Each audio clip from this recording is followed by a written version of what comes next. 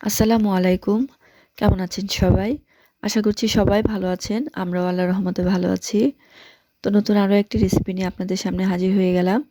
আশা করি সবার কাছে ভালো লাগবে। আর এই রান্নাটা অনেকেই খেয়েছেন, কিন্তু যারা খাননি তাদের জন্য আজকে আমার এই রেসিপিটা।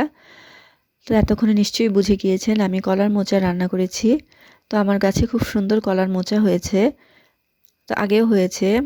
তো যাই হোক, আজকে ভাবলাম আপনাদের সাথে একটু শেয়ার করি এই রান্নাটা। তো মোচাটাকে আগে গাছ থেকে কেটে নিলাম। এবার আমি এটাকে সুন্দর করে বেছে নিব। আর মোচা বাছার একটা ভালো সিস্টেম আছে, এটা আসলে আমরা সবাই জানি। তারপরেও নতুন যারা, তাদেরকে আমি একটু দেখিয়ে দিচ্ছি।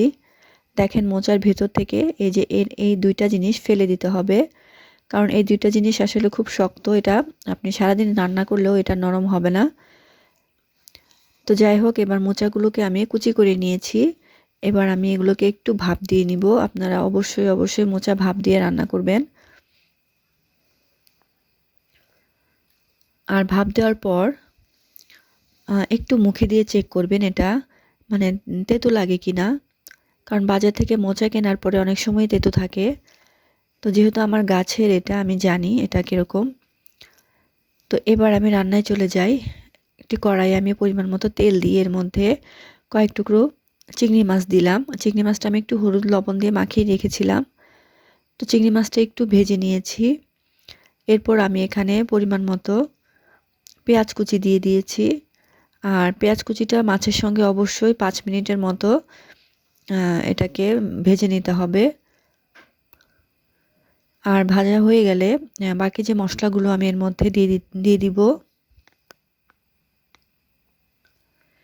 এখানে আমি একটু হলুদ, মরিচ আর জিরা গুঁড়া আর পরিমাণ মতো লবণ দিয়ে দিয়েছি। তো খুব বেশি মশলা দেওয়ার কোনো দরকার নেই। আর এখানে আমি একটু আদা বাটা দিয়ে দিলাম।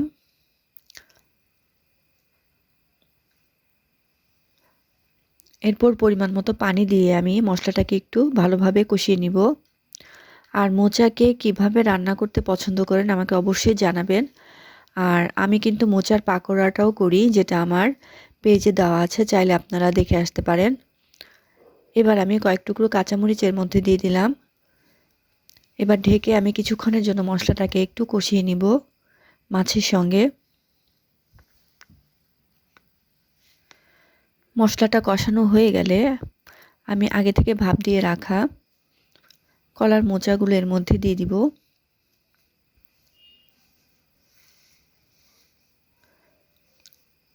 আমি মোচাগুলো এর মধ্যে দিয়ে দিচ্ছি।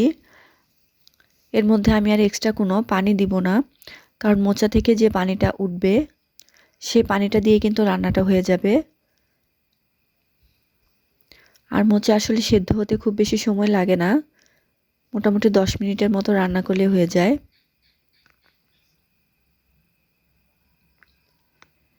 এবার আমি কিছুক্ষণের জন্য ঢেকে দিব। আর মাঝে মাঝে একটু নেড়েচেড়ে দিতে হবে। আর এই কলার মোচাটা কিন্তু আমাদের শরীরের জন্য অনেক বেশি উপকারী, কারণ এতে প্রচুর আয়রন আছে। আপনারা চাইলে এটা মাঝে মাঝে করতে পারেন রান্নাটা। তো দেখেন, এটা কিন্তু সেদ্ধ হয়ে গেছে আর পানিটা শুকিয়ে অনেকটা তেল উপরে উঠে আসছে। তো আমি এটাকে আর বেশিক্ষণ রান্না করব না, মোটামুটি হয়ে গেছে।